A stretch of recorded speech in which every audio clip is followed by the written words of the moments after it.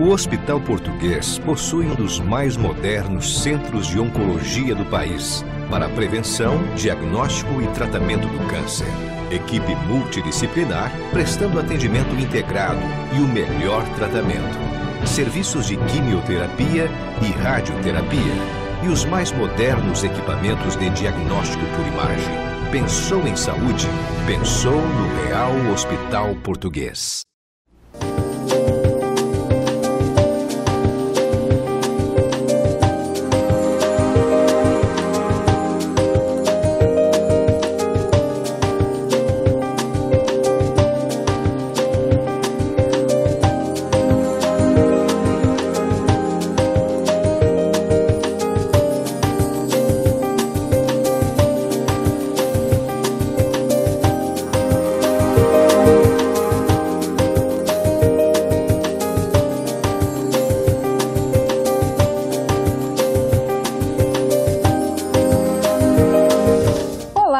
Meu convidado de hoje é diretor de pesquisa e desenvolvimento da Associação Brasileira de Recursos Humanos, Dionísio Costa. Tudo bem, Dionísio? Tudo bom, Cláudia? É um prazer receber você aqui. Prazer viu? É meu. Dionísio, e o que faz o profissional de pesquisa e desenvolvimento? Veja, existe uma atuação diretiva em pesquisa e desenvolvimento em todos os campos do pensamento, né? Seja acadêmico, seja dentro do campo de negócios, seja dentro de qualquer ciência que se debruce a compreender, a entender como é que funciona o esquema daquela ciência, daquele campo de atuação e os levantamentos possíveis e decorrentes nesse sentido. Especificamente nós da BRH trabalhamos com pesquisas focadas em desenvolvimento humano organizacional. Então as pesquisas elas são pesquisas relacionadas a empresas, a gestores de pessoas, a gestores corporativos, diretores, presidentes e nós fazemos levantamentos nesse sentido. Levantamentos também dos mais variados. Sim. Nós temos atuações específicas no campo de atuação do profissional de recursos humanos, certo, como também dos mais variados, uma vez que a empresa ela é composta dos diversos departamentos, né? Sim, sim. Então, nós fazemos um diagnóstico nesse sentido. E desenvolvimento porque a partir das pesquisas, a partir dos diagnósticos, nós estruturamos desenvolvimento, uma vez que nem sempre as pesquisas geram resultados positivos. Com certeza. Às vezes geram resultados que precisa se debruçar com maior dedicação, com a serem maior revertidos, ênfase. né? Exatamente, né? E a pesquisa ela foca no diagnóstico e o desenvolvimento ela foca para, quando esse diagnóstico não for positivo, reparar. Perfeito. Agora, Dionísio, você é coautor do livro Coaching, Aceleração de Resultados. Como é que foi participar desse projeto? Inclusive, eu trouxe para você, Ana. Opa, olha só, gente. Eu participo desse livro, foi uma iniciativa da editora Ser Mais. Sim. Está aqui para você. A Ser Mais, ela em 2014, ela teve o desejo de fazer um projeto voltado para desenvolvimento humano, especificamente em coaching. E Gleide, que é a diretora, que é uma das diretoras, uma das gerentes da Ser Mais, me convidou. Nesse período, eu havia feito uma certificação em mentoring aqui mesmo no Brasil e daí recebi o convite. Foi uma surpresa para mim, não esperava participar, já havia escrito artigos no Jornal do Comércio, no Diário de Pernambuco, em outros portais, e a Gleide me chamou. E trabalhamos, né? Eu especificamente, embora seja um livro de coaching, onde grande parte das pessoas já compreende, eu resolvi fazer diferente, resolvi perguntar se mentoring era uma alternativa ao coach. Tá aqui, gente, o capítulo que ele escreveu, Mentoring, uma alternativa ao coaching. Bom, vamos começar falando o que é coaching. O que é o coaching e o que ele faz? Coaching é um processo de desenvolvimento com foco em resultados. Resultados específicos, resultados que são percebidos dentro da organização, seja ela uma organização esportiva, seja ela uma organização com fins lucrativos, sem fins lucrativos, dos mais variados campos. Então, o coaching ele é um processo em que você, estando no estágio, ele vai trabalhar com ferramentas, com desenvolvimento para que os pontos específicos que você precisa melhorar, ele leve a um estágio superior. Ou seja, hoje muitas pessoas já consultam um coach porque elas querem melhorar a qualidade da sua vida como um todo ou das suas carreiras. Estou certa? Certíssima. Aí você veio aqui com a novidade, gente. Ele veio aqui com o mentoring. O que é mentoring? Mentoring também é um processo de desenvolvimento humano. Pouco conhecido no Brasil, embora esteja ganhando um corpo. Nos Estados Unidos, muito popular, nasce nos esportes. Sim, como coaching também nasceu. Como coaching também nasceu nos esportes, como counseling, que é outra metodologia também, até menos conhecida do que o mentoring, nasce nos esportes. Curioso que a característica do esporte americano, ele é um pouco diferente da nossa, né? Ele sai da universidade, os clubes dos mais variados esportes são ligados às universidades. O caso do Brasil não é assim, né? Os clubes, eles são independentes. Só para esclarecer para o pessoal de casa. Então, assim, o que ele fala é porque o estudante que se desenvolve no esporte dentro do seu colégio, ele é disputado pelas universidades e isso já vai garantir que os times profissionais também o levem. Ou seja, ali do colégio para a faculdade, ele já está definindo o futuro dele. Isso mesmo. Daí a necessidade de um apoio. E aí que entraria o mentoring, por exemplo? Exatamente. Porque o mentoring uma vez que, como você pontuou de maneira muito clara e real, uma vez que esse estudante precisa otimizar a capacidade dele, o que é que as universidades fizeram? Uma coisa extremamente inovadora e uma coisa extremamente positiva.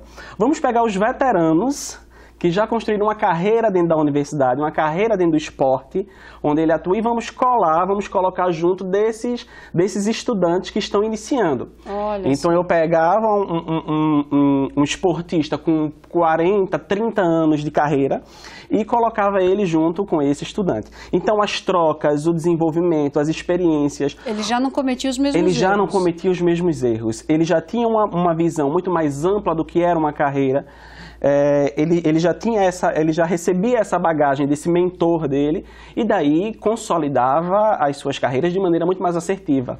Agora, Dionísio, levando isso para a nossa realidade, certo?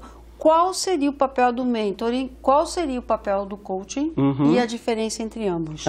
O papel do coaching, como eu disse, ele é específico no ponto a desenvolver daquela pessoa, né? Perfeito. Ela ela precisa sair desse estágio para o estágio superior. Perfeito. Mas o coach ele vai fazer diagnósticos específicos. Olha, você não cresce, você não atinge essas metas, você não cumpre esses processos porque tem esses fatores impeditivos. Então, eu vou usar ferramentas para que isso aconteça. No caso do mentoring, o foco é no comportamento e não na meta. Olha só. E não na meta. Ele vai dizer, olha, você precisa mudar o estilo de comportamento. Eu passei por esses processos. Lembra que a gente falava que no caso do mentor, a experiência é fundamental. Então ele, olha, eu passei por isso, eu vivenciei isso, então você tem esses percalços na carreira, você tem esses pontos de dificuldade na carreira, então eu vou lhe ajudar também com aconselhamento, com orientação, trabalhando o aspecto socioemocional, trabalhando o aspecto de carreira, administrando expectativas, mas com um foco muito maior no comportamento. Coaching, o foco é muito maior na meta, no processo de desenvolvimento, em sair de um estágio para um estágio superior. E no caso dos líderes, o que seria mais eficaz? O coach ou o mentor? É uma pergunta difícil, Ana. É uma pergunta extremamente difícil, uma pergunta que ela é feita diariamente por todos os pesquisadores na área de liderança, por todas as lideranças, mas não existe uma ferramenta melhor do que outra. O coaching não é melhor do que o mentoring e o mentoring não é melhor do que o coaching. Percebe-se que quando falamos de liderança, falamos de comportamento. Logo, se falamos de comportamento, no processo de desenvolvimento desse líder, no amadurecimento do perfil desse líder, o coaching, o mentoring, perdão, talvez se enquadre melhor. Mas nada impede desse líder também ter um coaching. Não, você não tem um e não tem o outro, não é por aí. Você pode ter a ajuda do mentor e a ajuda do coach. Você pode ter esses dois e é até importante que se estimule que tenha para que você de fato seja um líder e que a gente carece tanto de lideranças, né? É verdade. Dionísio, e onde é que o pessoal pode encontrar essa publicação? Essa publicação ela está em todas as livrarias. A Ser Mais é uma grande editora na área de recursos humanos, então qualquer livraria que você for, você encontra essa publicação, você encontra também nos sites, nas livrarias virtuais, enfim, bota lá coaching, aceleração de resultados, vai lhe levar em algum caminho. Olha, se alguém estiver nos assistindo, quiser entrar em contato com você, como é que pode fazê-lo? Você pode entrar pelo Facebook, que é uma ferramenta extremamente popular, né? Dionísio Costa Júnior, ou pode mandar um e-mail para mim, dionisio.costa, com 2 T's, @gmail.com, e a gente troca uma ideia, conversa um pouquinho sobre esses temas. Dionísio, muito obrigada pela sua entrevista. Foi um prazer receber você aqui, viu? Eu que agradeço. Parabéns pelo livro. Obrigado. E pelo trabalho desenvolvido, viu? Bom, a gente vai ficando por aqui, mas você não sai daí que tem mais programa Revista de A a Z. Até já.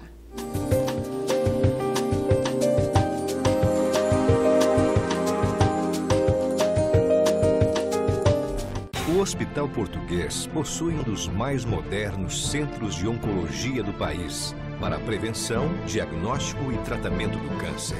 Equipe multidisciplinar prestando atendimento integrado e o melhor tratamento. Serviços de quimioterapia e radioterapia e os mais modernos equipamentos de diagnóstico por imagem. Pensou em saúde? Pensou no Real Hospital Português.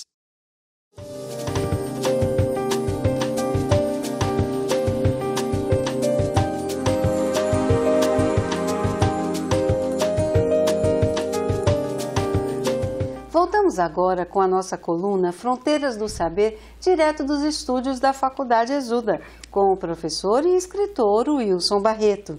Tudo bem, professor? Tudo bem, Ana. Tudo em ordem. Muito bom estar com você novamente, viu, professor? Tá ótimo. Eu também gosto disso.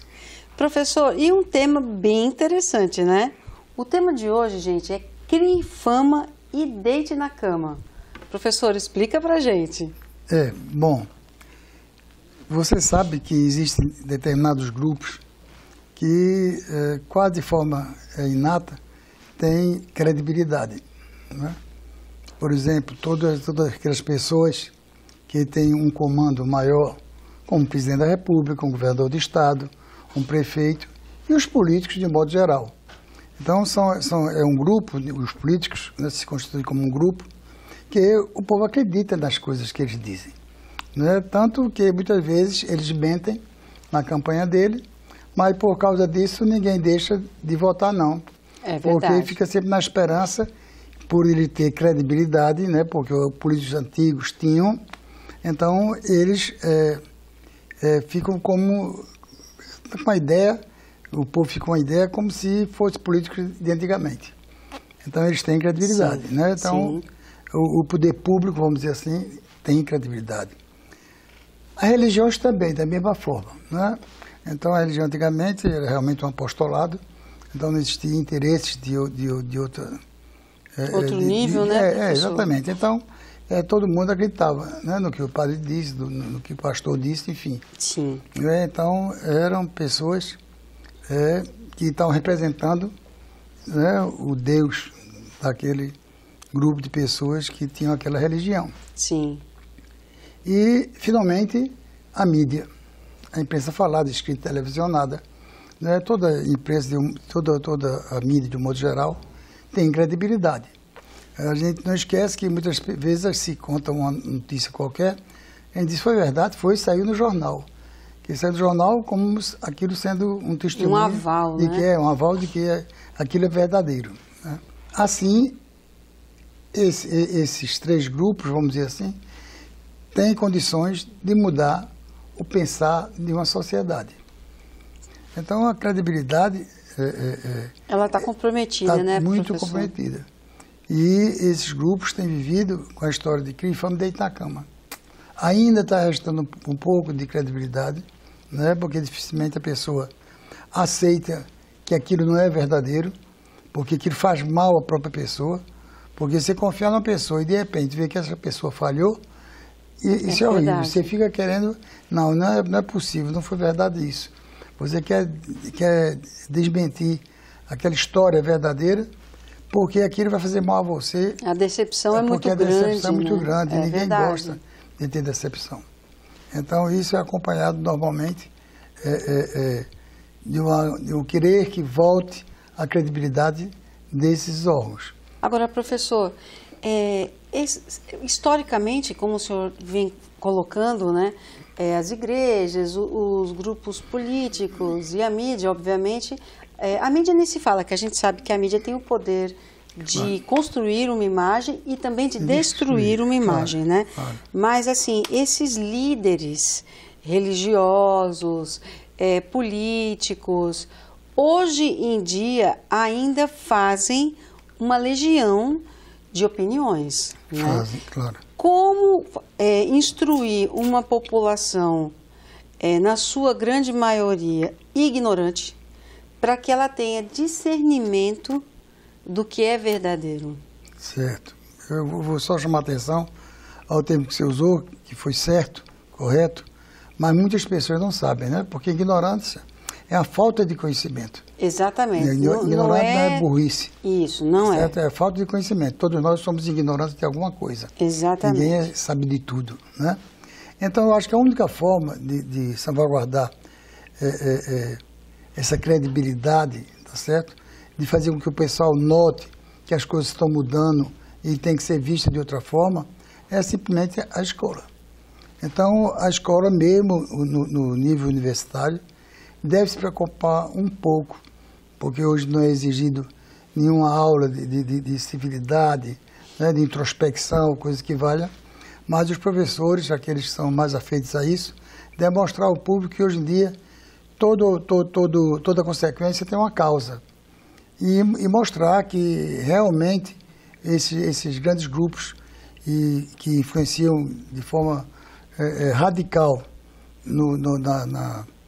na consciência do povo, muitas vezes eles estão ali afirmando uma coisa que não é verdadeira, tá certo?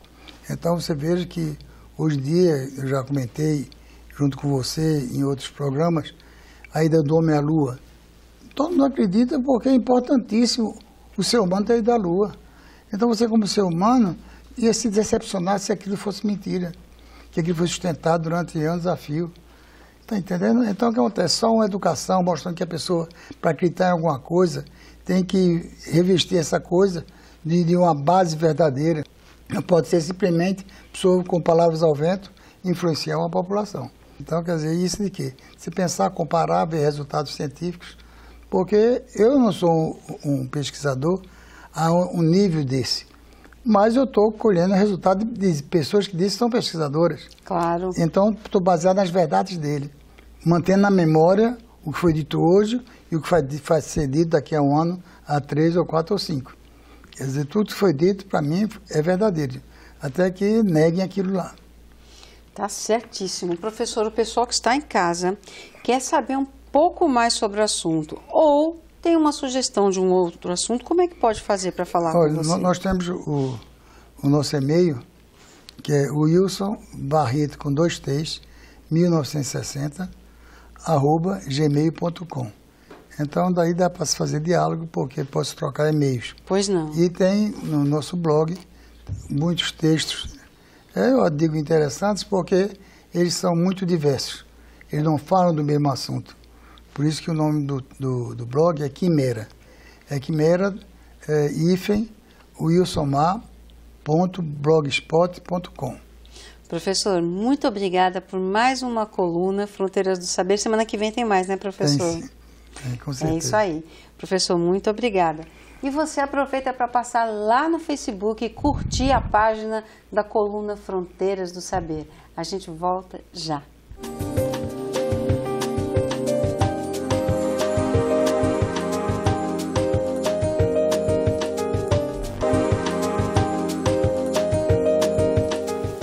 Vamos agora com o momento do Real Hospital Português, hoje com o cirurgião-chefe da Unidade de Queimados, Dr. Luiz Custódio.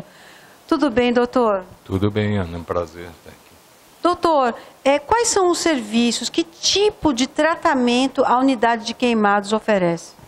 Nós atendemos todos os tipos de queimaduras, seja ela de primeiro, de segundo, de terceiro graus. Todas aquelas queimaduras podem ser térmicas, químicas. As queimaduras por descarga elétrica e todo aquele tipo de queimadura que às vezes os pacientes não sabem. O Hospital Português possui um dos mais modernos centros de oncologia do país para prevenção, diagnóstico e tratamento do câncer. Equipe multidisciplinar prestando atendimento integrado e o melhor tratamento. Serviços de quimioterapia e radioterapia e os mais modernos equipamentos de diagnóstico por imagem. Pensou em saúde? Pensou no Real Hospital Português.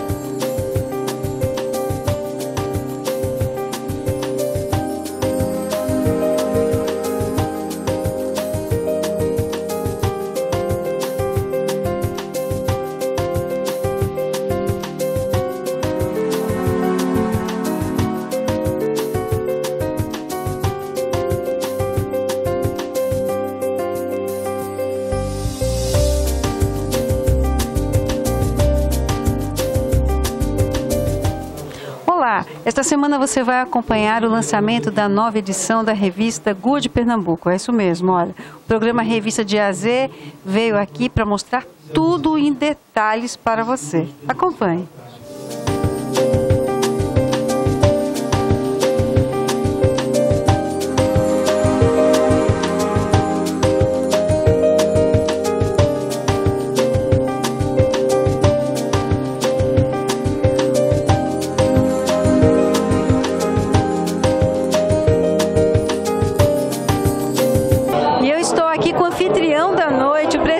Da revista Good Pernambuco, Pedro Vidal. Pedro, como é que está essa edição? Mais uma edição gloriosa. Exatamente. Nós estamos trazendo na capa o doutor Alírio Moraes, que além de um grande advogado tributarista, também é presidente do Santa Cruz Futebol Clube, que nos deu a oportunidade de contar a história dele dentro da nossa revista.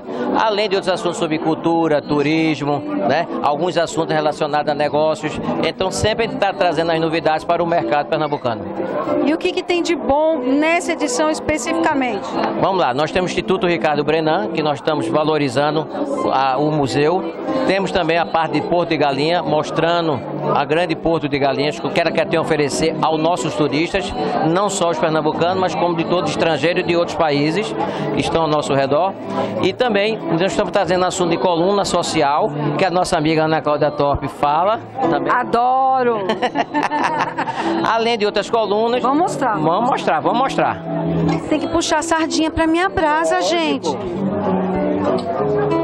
Cadê, Pedro? Mostra aí. Olha, tá é a mais bonita. Tá chegando. Olha aqui a coluna dela, de Ana Cláudia Torpe. É a mais bonita. Também. Vale, é a sua preferida. Isso. Gente, ele se comprometeu agora com todos os colunistas. Isso é um amigo, né, gente? Pedro, o que mais que tem de novo aí? Nós estamos trazendo aí uma coluna do Instituto de Ação Empresarial pela Cidadania. Nós estamos trazendo a coluna empresarial de Wagner Gomes. Então a gente está sempre trazendo algumas novidades a cada edição para dentro da nossa revista. Onde é que o pessoal de casa vai achar a Good Pernambuco? Vai achar na livraria Cultura do Passo da Alfândega e também vai encontrar no Shopping Center Recife, no Shopping Rio Mar, no Shopping Plaza nas Bancas.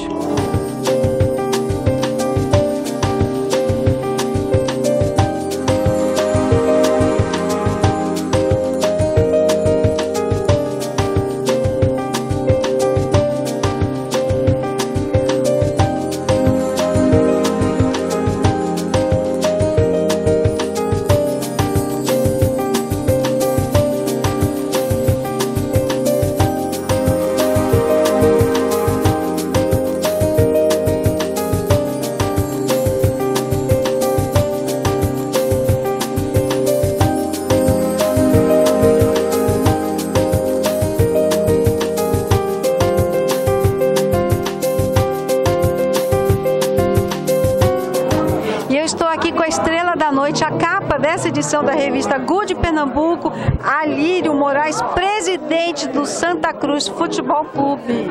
Tudo bem, Alírio? Tudo. Como é que você está se sentindo? Muito feliz, muito homenageado hoje. E, na verdade, eu acho que esse ano de 2015 foi um ano de muitas celebrações para a gente, em todos os sentidos, porque ainda que o país tenha entrado num processo de recessão, que as pessoas, a gente anda na rua, vê o semblante entristecido, o povo brasileiro, povo fantástico, lutador, batalhador, ficou meio desesperançoso, mas a gente conseguiu fazer alguma coisa nova, né, dentro de um ambiente que é absolutamente assim, difícil de você construir, porque é uma competição, a gente brigando sempre com orçamentos muito maiores que o nosso, mas com a fé em Deus, com a força do nosso trabalho, muita poesia também, muita arte, né? A gente tem esse pé na África, assim, essa coisa da arte pernambucana, da cultura musical pernambucana. Os resultados foram acontecendo e eis aqui a gente sendo homenageado pela Good Pernambuco, que é um orgulho muito grande. A reportagem, inclusive, é muito fiel, assim, aos alírios que existem, né, na gente. Tem um poeta, músico, tem o que é dedicado ao direito, o jurista, e o Alírio apaixonado pelo Santa Cruz. Não conta mais, que é para o pessoal ficar curioso. Deixar uma pontinha de curiosidade, mas uma alegria imensa e sabendo que tá só começando. Esse projeto é um projeto de 3 anos, na verdade, à frente do Santa. Esse ano de 16 também eu pretendo lançar o meu primeiro disco, que já está pronto, foi terminado no Rio de Janeiro, gravado por um time assim maravilhoso de músicos pernambucanos, músicos cariocas. Vamos ver, a gente quer fazendo as coisas acontecerem.